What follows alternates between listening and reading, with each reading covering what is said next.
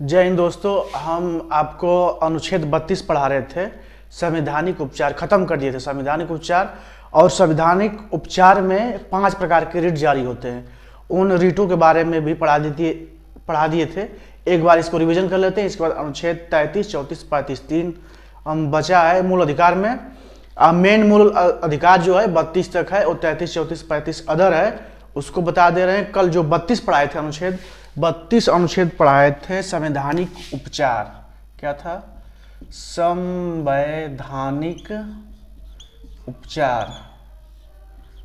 संवैधानिक उपचार में था कि कैसे न्याय जो कोर्ट है वो कैसे जांच करेगा, कैसे उपचार करेगा, किस माध्यम से। 5 writ, court of order, court का ऑर्डर निकलेगा, उसको बोलते हैं रीट। रीट कितने प्रकार के होते हैं? 5 प्रकार के होते हैं। और 5 प्रकार में उसका ट्रिक मैंने बताया था। बंदी पति परमेश्वर उसका अधिकार, ठीक ना। मतलब पति भले बंदी हो औरतों के लिए, लेकिन पति उसका परमेश्वर है। तो बंदी का मतलब बताया था, बंदी प्रत्यक्षी, बंदी प्रत्यक्षीकरण, बंदी प्रत्यक्षीकरण, प्रतिषेध, इसे था प्रतिषेध। इसका था परमादेश, इसका मतलब होगा परमादेश। परमादेश उसका उत्प्रेषण, उत्प्रेषण, अधिकार परीक्षा, अधिकार परीक्ष, ठीक ना। यही था, यही 5 प्रकार के रिट थे। बंदी प्रत्यक्षीकरण मतलब सशरीर प्रस्तुत करना, जब अपना मूल अधिकार का हनन हो रहा हो, ठीक ना। तब जैसे चाहे कहीं भी हम रेलवे में रेल की यात्रा कर रहे हैं, ठीक, तो अब टिकट जो हमारा है वो टिकट की जांच पुलिस करेगा। तो पुलिस नहीं कर सकता, पुलिस सिक्योरिटी जांच करेगी। हमारा मतलब बैग जो भी चीज़ है हर चीज़ जांच करेगी पुलिस, रेलवे की पुलिस करेगी, जीआरपीएफ जो होते हैं वो सब करेंगे। लेकिन टिकट की जांच तो टीटी करेगा, ठीक है ना। तो वहाँ से यदि वो करते हैं तो अब यही अधिकार परीक्षा, वहाँ से बंदी प्रत्यक्षीकरण, मूल अधिकार का जब हनन होगा तब अब बंदी प्रत्यक्षीकरण और सशरीर प्रस्तुत होना पड़ता है, ठीक ना। कोर्ट एक है प्रतिषेध। देखिए जो प्रतिषेध है उत्प्रेषण, यह कोर्ट के लिए लागू होता है। जैसे प्रतिषेध क्या है? उत्प्रेषण। प्रतिषेध का मतलब कि लोअर कोर्ट के फैसले को कोर्ट जो है रोक सकती है, ठीक ना, स्टॉप कर सकती है। और उत्प्रेषण में क्या है कि जब अपने अधिकार क्षेत्र से जब बाहर निकल जाएगा उस समय भी कोर्ट, हायर कोर्ट रोक लगा देगी। तो ये दोनों कोर्ट के लिए है। यह बंदी प्रत्यक्षीकरण हो गया ना, सशरीर।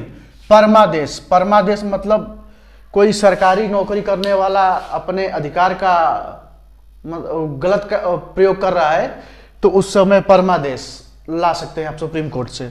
और अधिकार परीक्षा मतलब आप जांच करवा सकते हैं रीट के द्वारा कि ये अधिकारी योग्य है कि नहीं है, ठीक, कैसे यह हुआ है। तो इस अधिकार परीक्षा। तो ये अनुच्छेद 32 हो गया कंप्लीट। मैंने पढ़ा दिया था। रीट जो था कहे कि एक बार इसको रिवीजन कर लें, इसके बाद 33 चलते हैं। तो अब देखते हैं अनुच्छेद 33, ठीक ना।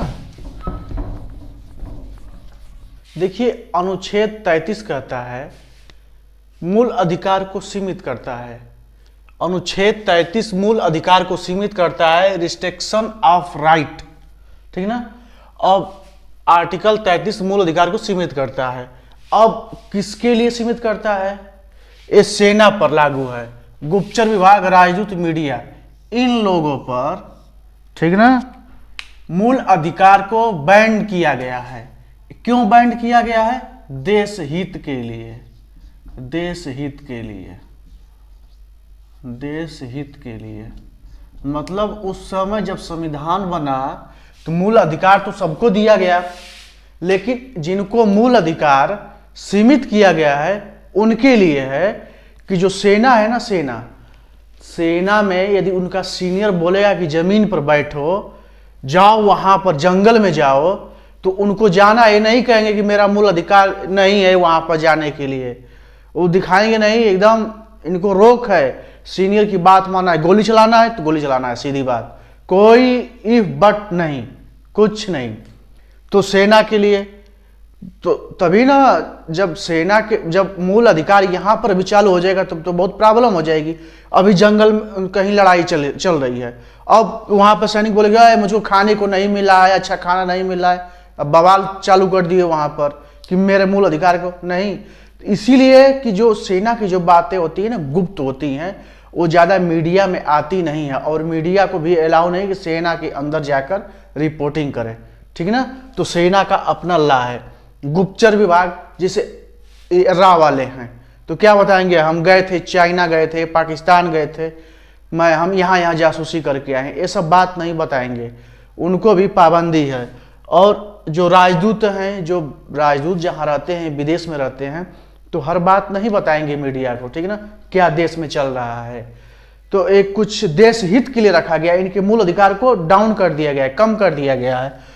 और मीडिया को भाई पूरी स्वतंत्रता है। अब मीडिया के अधिकार को क्यों इसमें सीमित किया गया है? मीडिया का अधिकार उतना ही है जितना आम पब्लिक का है, जितना हम लोग का मूल अधिकार है ना, उतना मीडिया का भी मूल अधिकार है। अब मीडिया कहे कि नहीं हम सेना में जाकर रिपोर्टिंग करेंगे तो गलत है। जैसे मुंबई में जब हमला हुआ था ना 26/11 का, तो उस समय हम लोग के जो अधिकारी थे, हेमंत करकरे, कृष्णन उनियन, जो शहीद हो गए थे, क्यों? मीडिया वालों में होड़ लगी थी कि अभी हमारे कैमरे में सबसे पहले दिखाया जा रहा है, हमारे न्यूज में सबसे पहले दिखाया जा रहा है कि कमांडो उतर चुके हैं छत पर, यहां से प्रवेश कर रहे हैं, एकदम लाइव चल रहा था। तो जो उसमें आतंकवादी छुपे हुए थे उनको हर पल की जानकारी मिल रही थी, जिससे वो ज्यादा अपने आप को बचाने में ज्यादा देर तक कामयाब हो गए। तो इसलिए यहां पर भी है, मीडिया को उतना ही तक आजादी है जितना हम लोग का मूल अधिकार है, ठीक है ना। इसमें घुसने की कोशिश नहीं कर सकती मीडिया। और सेना, गुप्तचर, राजदूत, कोई भी सेना का भी आकर बंदा नहीं कर सकता कि यहाँ पर ये सीनियर हमको परेशान करते हैं, हमको बैठने नहीं देते हैं, खाने को नहीं देते हैं, ये सब नहीं चलेगा, क्योंकि देश हित के लिए है, ठीक ना। तो इसलिए इनके मूल अधिकार को सीमित कर दिया है, देश को ध्यान में रखते हुए, देश के हितों को ध्यान में रखते हुए। अब देखिए अनुच्छेद आर्टिकल 33 हो गया। मेन जो मूल अधिकार है 19 से 32 तक है, ठीक है ना। 31 तो संपत्ति का तो खत्म हो गया अधिकार, 30 तक, 32 तो उसका उपचार ही कर रहा है, मूल अधिकार को रक्षा कर रहा है अनुच्छेद 32। अब 33 क्या है, मूल अधिकार को थोड़ा डाउन कर दे रहा है, थोड़ा क्या, इनको मूल अधिकार को बैन कर दिया है, सेना, गुप्तचर, राजदूत, मीडिया के, ठीक ना। मीडिया तो आजाद है, जितना हम लोग का मूल अधिकार है ना उतना मीडिया का भी है, लेकिन इनके में घुसेंगे नहीं, ठीक। अब आर्टिकल 34 है मार्शल लॉ, सैन्य कानून लागू होने पर मूल अधिकार को सीमित कर दिया जाता है। देखिए जहां सैनिक रहेंगे, यदि सैनिक जब लग गए, जहां आ जाएंगे, मार्शल लॉ लग गया, तो मार्शल लॉ में किसी के घर में घुस सकते हैं कि आतंकवादी छुपा है कि नहीं, तो किसी के घर में जाकर जांच कर सकते हैं। अब आप ये नहीं कर सकते कि ये मेरा मूल अधिकार है, मेरे घर में कैसे डायरेक्ट आ गया, ठीक ना, तब वहां पर आप नहीं रोक सकते।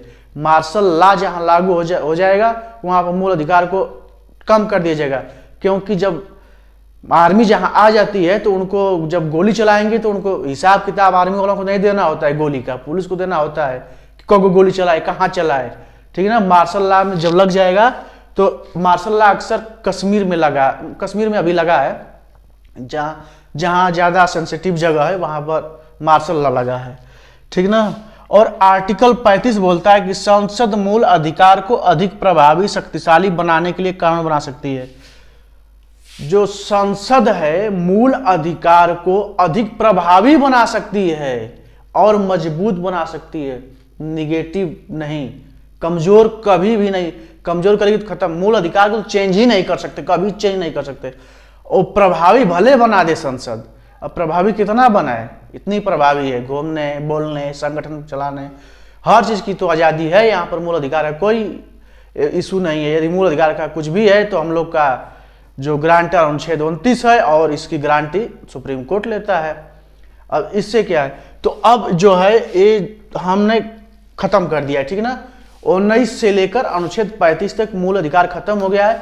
थोड़ा अब देख लेते हैं मूल अधिकार 19 से कितना मूल अधिकार है और ये भी देख लें कि किनको किनको मूल अधिकार, मतलब किनको किनको मूल अधिकार भी है, वो भी चेक कर लेते हैं। देखिए मूल अधिकार कौन कौन है। मूल अधिकार 19 से 35 तक, ठीक ना। तो अब मूल अधिकार जो पहला है समानता का अधिकार। समानता का अधिकार कहां से कहां तक है? 14 से 18। 14 से 18 समानता का अधिकार है। स्वतंत्रता का अधिकार 19 से 22 है ना। अशोषण के विरुद्ध अधिकार 23 और 24। धार्मिक स्वतंत्रता का अधिकार 25 से 28। 25 से 28। शिक्षा संस्कृति का अधिकार 29-30। 29-30।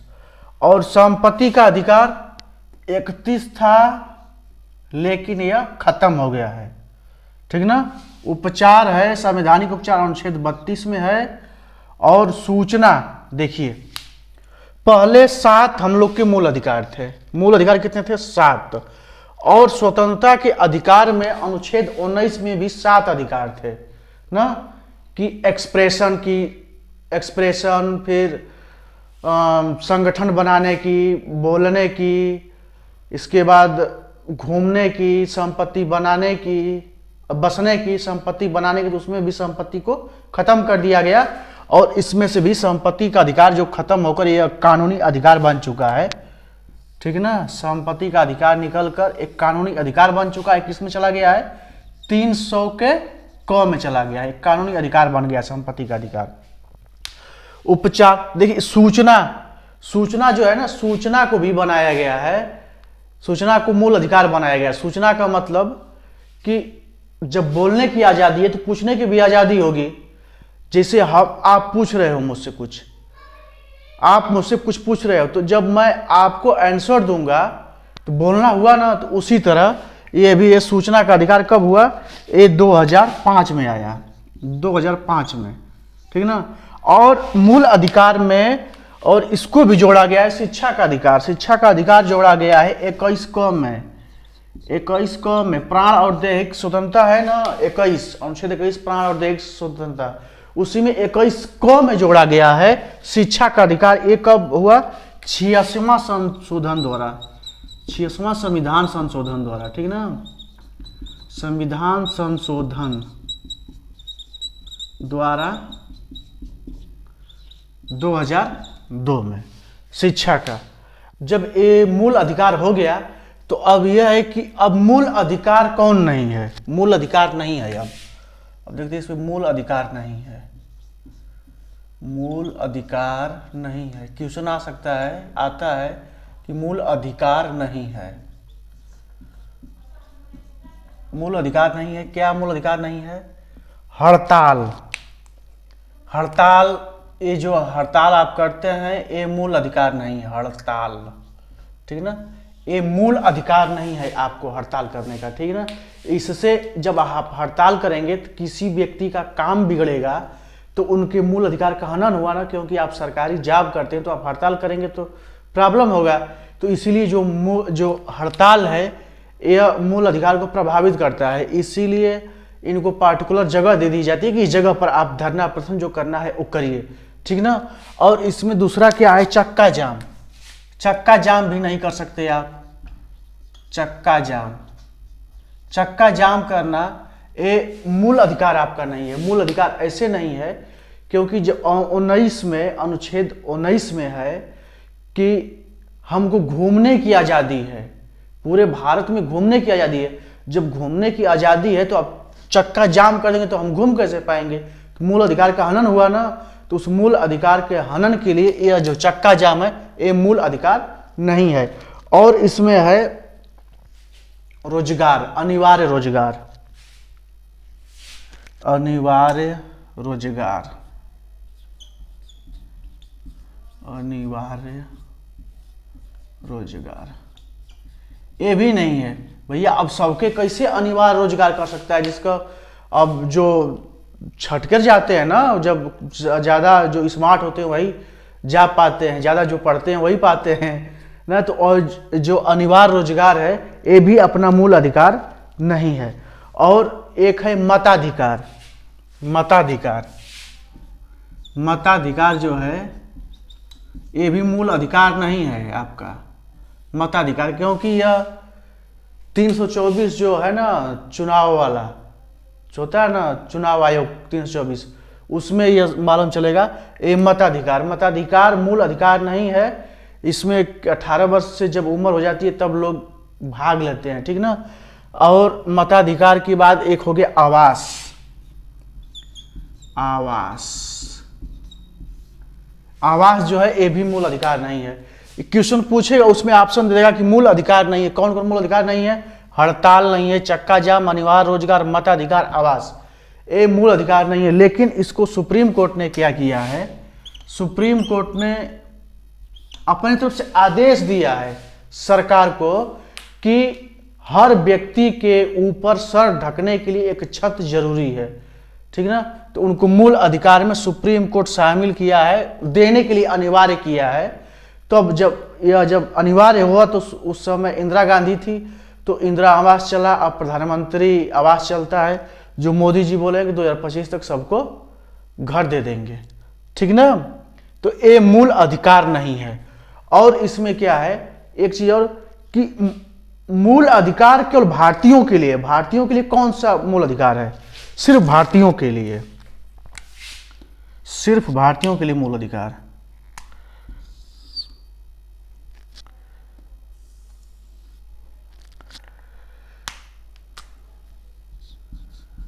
सिर्फ भारतीयों के लिए मूल अधिकार, भारतीयों के लिए मूल अधिकार, सिर्फ भारतीयों के लिए मूल अधिकार कौन है? अनुच्छेद 15, अनुच्छेद 15, 16, 19, ठीक है, 29 और 30, ठीक है। अब 16, 15, 16, 19, 29, 30 क्यों सिर्फ भारतीयों के लिए ही मूल अधिकार है? हैं? देखिए, जैसे पहला दिया है आर्टिकल 15, लिंग, जाति, धर्म, जन्म स्थान और वंश के आधार पर आप भेदभाव नहीं कर सकते। जैसे यहाँ पर कोई मंदिर घूमने आया, कोई विदेशी आदमी, हनुमान मंदिर, तो हम लोग से जो फिर सारनाथ गया घूमने के लिए, तो हम भारतीयों से 20 रुपया टिकट लगता है, 20 रुपया टिकट लगेगा, और विदेशियों से 600 रुपया लगता है ना। जब यह जो कानून जो है आर्टिकल 15 ये भारतीयों के लिए नहीं रहता, सिर्फ मतलब सबके लिए होता, तो जो इंग्लैंड का आदमी घूमने के लिए आया है तो सुप्रीम कोर्ट चला जाता, बोलता है कि भारतीयों के लिए 20 रुपया और हमारे लिए 600 रुपया। ऐसे भेदभाव क्यों? कि लिंग, जाति, इसमें आर्टिकल 15 में दिया है कि लिंग, जाति, धर्म, जन्म स्थान, वंश के आधार पर आप भेदभाव नहीं कर सकते। तो मेरा जन्म इंग्लैंड में हुआ है तो क्या मैं घूम नहीं सकता? लेकिन इसीलिए संविधान ने बना दिया कि सिर्फ भारतीयों के लिए, जो विदेश से जब आया घूमने के लिए, कि टूरिज्म कैसे बढ़ेगा, उनको भी भारतीयों के बराबर कर देंगे ना। हम लोग नागरिक हैं, नागरिक, वो क्या है, पर्सन है, व्यक्ति हैं, घूमने के लिए आए हैं, हम लोग यहाँ के रहने वाले निवासी हैं, नागरिक हैं, ठीक ना। तो अब भारतीय नागरिकों के लिए है आर्टिकल 15, आप कहीं भी घूम सकते हैं। लेकिन अब विदेशी जब आ गए तो उनका जन्म तो इंग्लैंड में हो गया, तो अब घूमने के लिए आएंगे 600 रुपया देंगे ना। अगर यह भारतीयों के लिए नहीं रहता तो भी 20 रुपया देकर घूमते। ठीक, समझ में आया ना। 15 अनुच्छेद 16 है सरकारी नौकरी लोक नियोजन। अनुच्छेद 16 में है जो सरकारी नौकरी किनके लिए है? भारतीयों के लिए है। अभी मान जब यह रहता भारतीयों के लिए नहीं सबके लिए रहता तो कोई विदेशी आ जाता, जैसे पाकिस्तान वाले आ गए, बोले कि हमको सरकारी नौकरी क्यों नहीं चाहिए, आपके संविधान में लिखा है, और संविधान के पास क्या है, काली पट्टी आंख में बंधी हुई है, तो यही देखकर उसको फैसला देना है ना। तो अब पाकिस्तानी आकर सरकारी नौकरी की मांग करते, क्या करते हो? गोली चलाने सिखाते, आतंकवादी बनाते, यही सब करते हैं ना काम, फोड़ देते, ऑफिस में जाते बम लगा देते ऑफिस में। तो इसीलिए कि सरकारी नौकरी में सिर्फ भारतीय कर सकते हैं, अनुच्छेद 16। और है अनुच्छेद 19, आर्टिकल 19 का मतलब है कि आप कहीं भी घूम सकते हैं, भारत में कहीं घूम सकते हैं, कहीं निवास कर सकते हैं, संपत्ति बना सकते हैं, संगठन बना सकते हैं, सभा कर सकते हैं, बोल सकते हैं, है ना अनुच्छेद 19। और जब कोई पाकिस्तानी आकर सब करने लगेगा तब क्या करेगा, तब तो बवाले न हो जाएगा। और अनुच्छेद 29 है, आर्टिकल 29, अल्पसंख्यक हमारे यहाँ पढ़ सकता है, अल्पसंख्यक हमारे संस्थान में अजीत क्लासेज में पढ़ सकता है। इंडियन सिर्फ जो भारतीय नागरिक है वो पढ़ सकता है, पाकिस्तानी आकर नहीं पढ़ेंगे तो आकर क्या पढ़ेंगे, पढ़ेंगे कि पढ़ाएंगे, बर्बाद कर देंगे सब, ठीक है। इसलिए भारतीयों के लिए ही है कि अल्पसंख्यक हमारे संस्थान में पढ़ सकते हैं, आप नहीं रोक सकते हैं, आप सिर्फ भारतीयों के लिए है। और 30 क्या है, अल्पसंख्यक अपना स्कूल खोल सकते हैं। कहाँ के अल्पसंख्यक, भारत के अल्पसंख्यक गिरजाघर मदरसा हर चीज खोलते हैं। तो क्या पाकिस्तानी अगर खोलेंगे, पाकिस्तानी मदरसा खोल देंगे तो क्या करेंगे, अली बेते से पढ़ाएंगे कि पढ़ाएंगे कैसे बंदूक में गोली लगाई जाती है, कैसे ग्रेनेड फेंका जाता है, बम कैसे फेंका जाता है, वही सब बताएंगे, और क्या बताएंगे। तो इसीलिए यह है कि सिर्फ भारतीय ही कर सकते हैं, ठीक है ना।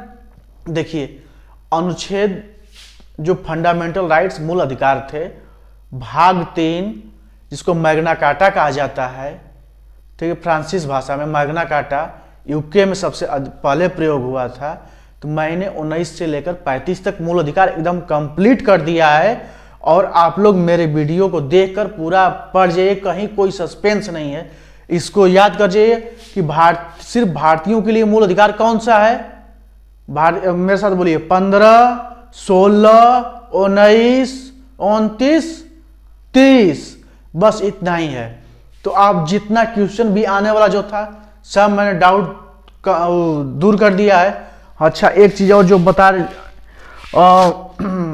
19 और 20 जो है ना, 20 और 21 को राष्ट्रपति भी सस्पेंड नहीं कर सकते, उस मूल अधिकार को मैं बाद में इसको बताऊंगा, ठीक है ना। अब इतना उसको पहले भी बता दिया हूं, लेकिन पूरा जो फंडामेंटल राइट्स है 1935 एकदम कंप्लीट हो गया है। तो आप मेरे पूरे वीडियो को देखिए, सब्सक्राइब कीजिए, लाइक कीजिए, शेयर कीजिए, और ज़्यादा से ज़्यादा देखिए। और ज़्यादा से ज़्यादा शेयर करेंगे ना तो ज़्यादा देखेंगे आप लोग, तो मेरे अंदर ताकत बढ़ेगी ना, हौसला बढ़ेगा। जब हौसला बढ़ेगा तो और सारा वीडियो लेकर आऊँगा, बहुत सारा वीडियो लेकर आऊँगा। आपको पूरा 395 अनुच्छेद पढ़ाना है। जब आप मेरा व्यूज नहीं बढ़ेगा, जब आप पढ़ेंगे ही नहीं, तो अब बताओ मैं क्या करूँगा, नहीं ना बनाऊँगा, तब दूसरा लेकर आ जाऊँगा। तो इसीलिए आप लोग पढ़ना चाहते हैं तो आप ज़्यादा से ज़्यादा सब्सक्राइब कीजिए, लाइक कीजिए और शेयर कीजिए। धन्यवाद। जय हिंद, वंदे मातरम।